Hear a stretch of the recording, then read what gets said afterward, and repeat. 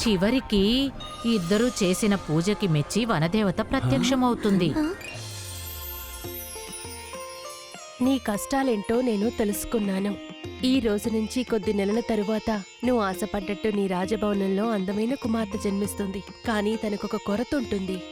కొరత? ఎలాంటి కొరత దేవి? తనకి ప్రతిరోజు కొత్త బట్టలు వేసుకోవాలన్న ఆశ పుడుతుంది. తనకున్న ఈ అలవాటు వల్ల నీ జీవితంలోనూ పెద్ద కష్టాలొస్తాయి. అయితే చెప్పు, ఇప్పుడు కూడా నీకు కుమార్తె కావాలా? దేవి, ఇంత గొప్ప సంతోషంతో కొంచెం కష్టం కూడా కలిసి వస్తుందంటే పర్వాలేదు. అలాగే కానివ్వండి.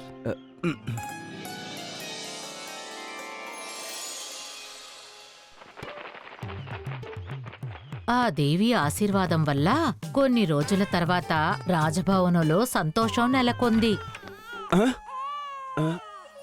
శుభాకాంక్షలు మహారాజా, మీకు ఆడపిల్ల పుట్టింది. నా ముద్దుల బిడ్డ.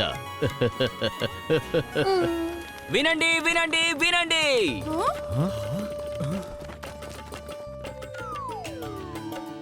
ఈ విషయం రాజ్యం మొత్తం పాకగానే రాజుగారి సంతోషం వల్ల రాజ్యమంతా దీపావళిలా వెలిగిపోయింది.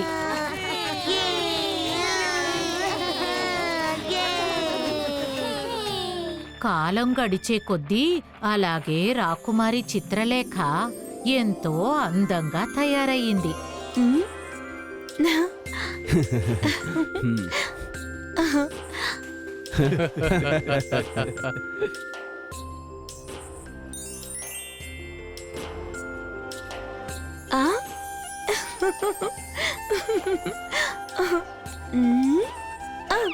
ఇది తల మీదే ఉంచుకుంటే మీ తల చాలా నొప్పి వేస్తుంది. కాసేపటికి నేనిది పెట్టుకుంటాను. అవును యువరాణి, చాలా అందంగా ఉంది.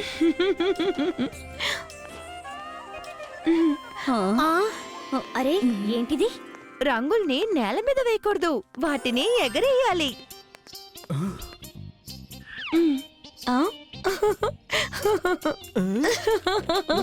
చాలా అందంగా ఉన్నారు. ఈ రోజు నా ప్రత్యేకమైన దుస్తులు ఎక్కడున్నాయి? ఇక్కడుంది యువరాణి. ఏంటిది? రాజకుమారి చిత్రలేఖ ఇలాంటి దుస్తులన్నీ వేసుకుంటుందా? నేను చెప్పిన తర్వాత కూడా ఇందులో మీరు వజ్రాల్ని పెట్టలేదు కదా? బంగారు పూసలతో వీటి మీద కుట్టమన్నాని, అదెక్కడా? క్షమించండి యువరాణి, మేము మంత్రి దగ్గరికి వెళ్ళాలి. కానీ మాకు కావలసిన వస్తువులు అక్కడ లేవు. కాసేపటికి మీరు ఇక్కడున్న బట్టల్లో ఏదో ఒకటి ధరించవచ్చు. ఈ రాజకుమారి చిత్రలేఖ ఒక్కసారి ఆ దుస్తుల్ని వేసుకుందంటే ఆ తర్వాత అందులో నా చెయ్యి అస్సలు పెట్టను. కానీ మీరు నన్ను వేసుకోమంటున్నారు. రత్నాలు పొదిగిన రాకుమారి దుస్తులు ఎక్కువయ్యే కొద్దీ ఖజానా ఖాళీ అవుతూ వచ్చింది. అక్కడ చిత్రలేఖ పెరిగే కొద్దీ మహారాజు గారికి దేవి ఇచ్చిన హెచ్చరిక నిజం కాసాగింది. రాజ్యంలోని ఖజానా ఖాళీ అయిపోయిందా? అంతఃపురంలో మీరున్నారు, ఇంకా ఇంతమంది వీరులున్నారు. ఇంత పెద్ద దొంగతనం జరిగింది ఎవరికీ తెలియలేదా? బాగా వినండి, త్వరగా ఆ దొంగని పట్టుకుని చెరసాలలో బంధించండి. మహారాజా మహారాజా, క్షమించండి. ఇదంతా కూడా ఒక్క దొంగ చేసిన పని కాదు. మన దగ్గర ఉన్న ఆదాయం మొత్తం మహారాణి గారి బట్టలు కుట్టడానికే సరిపోయాయి. ఏమిటి, దుస్తులు తయారు చేయడం లేదా? అవును మహారాజా, ఈ రాజ్యానికొచ్చిన చాలా పెద్ద దుర్సంఘటన ఇది. ఎన్నోసార్లు ఈ విషయం గురించి మీకు చెప్దామనుకున్నాను, కానీ మీరు ప్రతిసారి ఈ మాటే చెప్పి నా నోరు మోయించేశారు మహారాజా. అంటే యువరాణి గారు అడిగినవన్నీ చేసి పెట్టమన్నారు. ఇలా చెప్పడంలో తప్పే ఉంది. కొంచెం ఓర్పుగా ఉండు రాజకుమారి. ఈ విధంగా నువ్వు మాట్లాడకూడదు. ఒక్క విషయం మాత్రం నువ్వు జ్ఞాపకం ఉంచుకో రాజకుమారి, ఈ రాజ్యంలోని ప్రజలను కూడా గమనించి తీరాలి. రాజ్యం మొత్తం ఆందోళనలో మునిగిపోయింది. సమస్య పెద్దదవడంతో మహారాజుకి ఒక ఉపాయం తట్టింది. రాజు దేవిని సాయం కోరడానికి తన కూతురుతో అడవికి వచ్చాడు. దేవి, మీ సహాయం కోరి మీ యొక్క దాసుడు వచ్చాడు. కరుణ చూపించండి దేవి.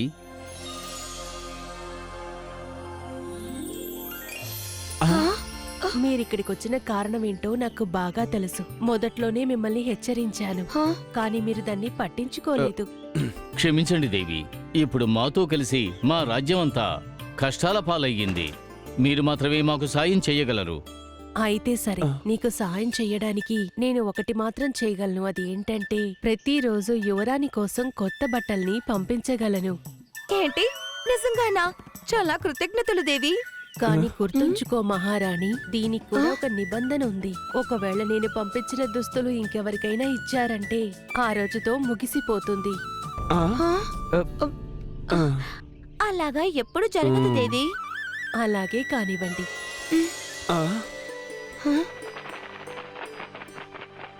మరుసటి రోజు నుంచి రాకుమారి కోసం ప్రతిరోజు కొత్త దుస్తులు ప్రత్యక్షమయ్యేవి.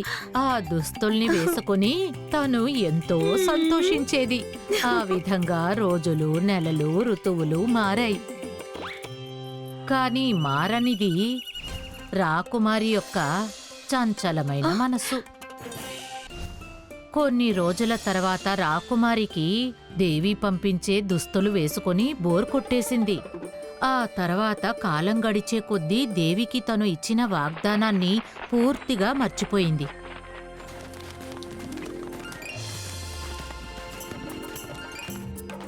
చాలా అందంగా ఉంది కదా. నేను అందంగానే ఉంటాను. ఈ అందగత్తె ఎవరు? ఎవరైతేంటి, రాజకుమారి కంటే ఎవరు అందంగా ఉండరు. కానీ నాకేంటి? అరే, యువరాణి అంటేనే గొప్ప అందగత్తెని కదా. వాళ్ళ దగ్గర ఖరీదైన బట్టలుంటాయి, ఆభరణాలు కూడా ఉన్నాయి. కానీ తను మామూలు బట్టల్లో కూడా అందంగా ఉంది. నువ్వు చూసావా?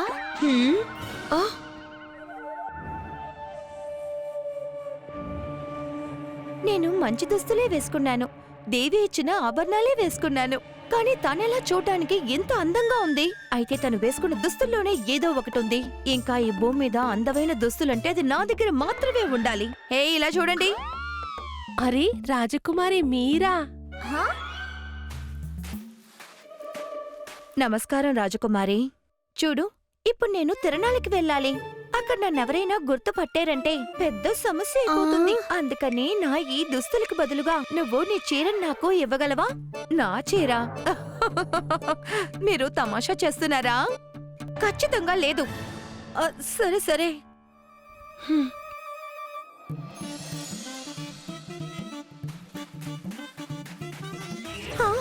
ఏంటిది?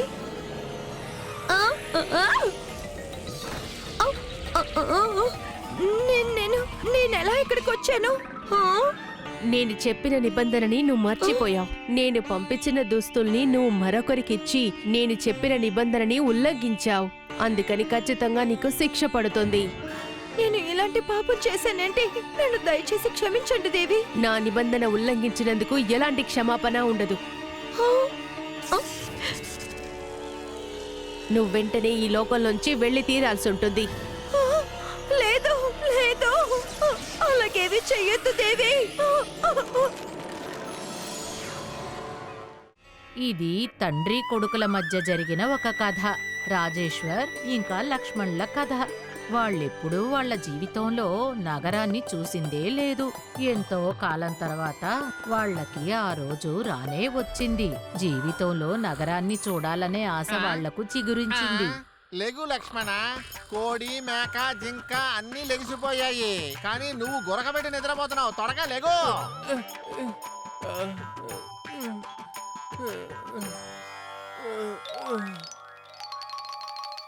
అరే ఏంటి నాన్న ఇది? పొద్దు పొద్దునే తయారైపోయి ఎక్కడికి బయలుదేరుతున్నారు చెప్పండి. మీరు కాదు, మనం నగరంలో పెద్ద ప్రదర్శన వేశారు. మనం వెళ్ళి అక్కడికి వెళ్ళి చూడాలి.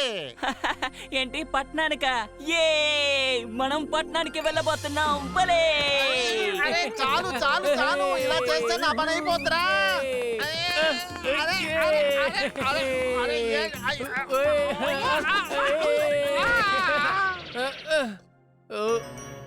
నన్ను మన్నించండి నాన్న, నేను లోపలికెళ్ళి తయారై వచ్చేస్తాను, సరేనా?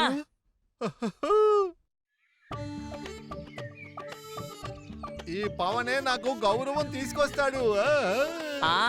నాకు కూడా గర్వంగా ఉంది.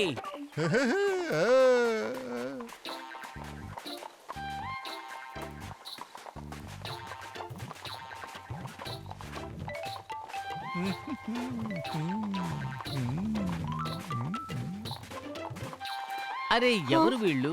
గుర్రాన్ని ఉంచుకుని వీళ్ళిద్దరూ నడుచుకుంటూ వెళ్తున్నారేమిటి?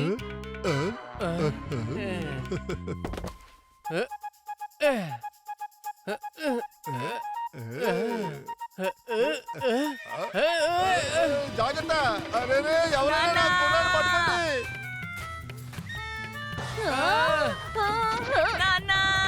బాబూ!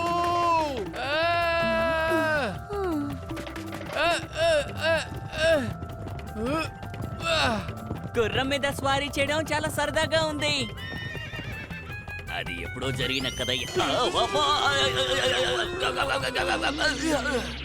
గుర్రాన్ని పట్టుకోండి రా బాబు, పట్టుకోండి!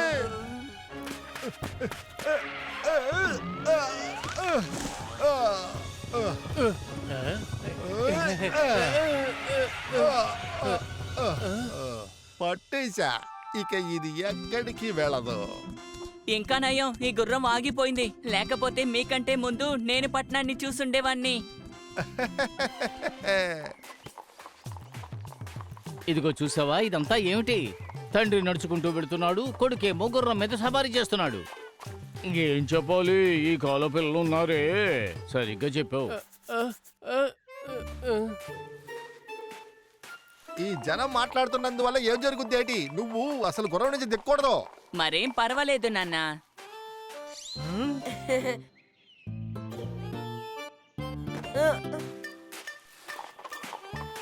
కిందకు దిగవయ్యా, కిందకు దిగో. చిన్న పిల్లాడు నడుచుకుంటూ వస్తున్నాడు, నువ్వేమో మహారాజు గారి లాగా గుర్రం మీద కూర్చుని వెళ్తున్నావు. నీకు సిగ్గుగా లేదు? అరెరే, కాదు కాదు మావయ్య, మీరు అపార్థం చేసుకున్నారు. మాట్లాడుకు, ఏమి మాట్లాడుకో. ఎందుకు మించి ఏమి మాట్లాడకూడదు. మళ్ళీ నువ్వు గుర్రం మీద కూర్చుని పిల్లాన్ని నడిపించుకుంటూ వచ్చావనుకో, నిన్ను ఇలా పైకెత్తి చాలా దూరం విసిరి పారేస్తా. అరే నా నడుము, నా కడుపు.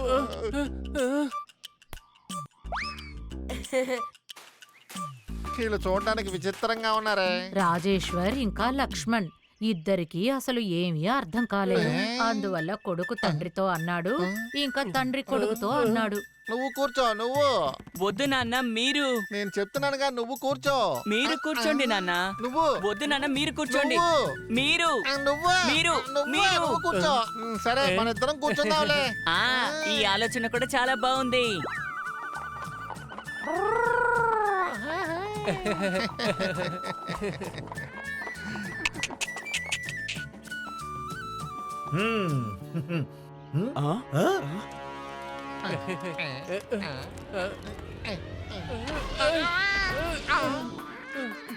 అరే ఏమైంది దీనికి? దారుణం ఇది కాదు, మీరు చేసేదే దారుణం. పాపం అది మాట్లాడకపోతే ఏమిటట? దాని భావాలు కొంచెమైనా అర్థం చేసుకోవచ్చు కదా. మీరే చూడండి, మీ ఇద్దరు బరువు అది మోసి మోసి పాపం అది ఎలా సొమ్మసిల్లిపోయిందో చూడండి. జాలి లేని వాళ్ళు. క్షమించాలి మిత్రమా, మా కళ్ళు తెరిపించారు. దీనికి పెద్ద ద్రోహమే చేశాం మేము. మా బరువుని బాగా మోసింది ఇది. ఇప్పుడు మేము దీన్ని మోస్తాం.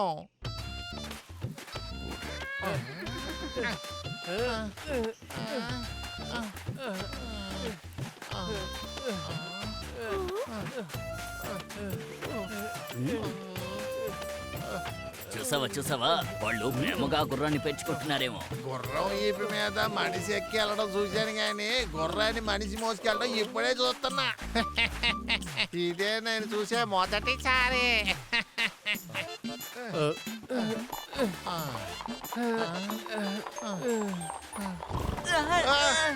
నీకేమైంది?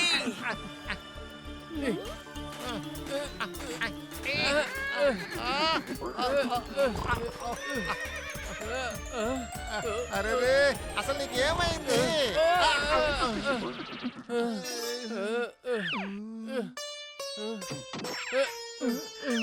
నాన్న, మీకు దెబ్బ తగలలేదు కదా?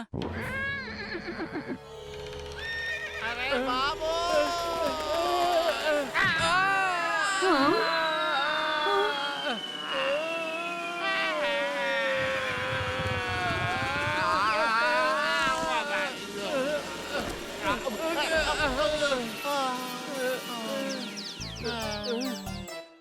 నా పవన్, అరే నా పవన్ ఎటు పోయాడు? నువ్వు తీసుకొచ్చావే పవన్ అది అటువైపు వెళ్ళిపోయింది. ఇప్పుడు పట్టణానికి ఎలా వెళ్తావు నాన్నా? ఎలా పవన్ వెళ్ళాడు అలాగే నడుచుకుంటూ. ఏంటి?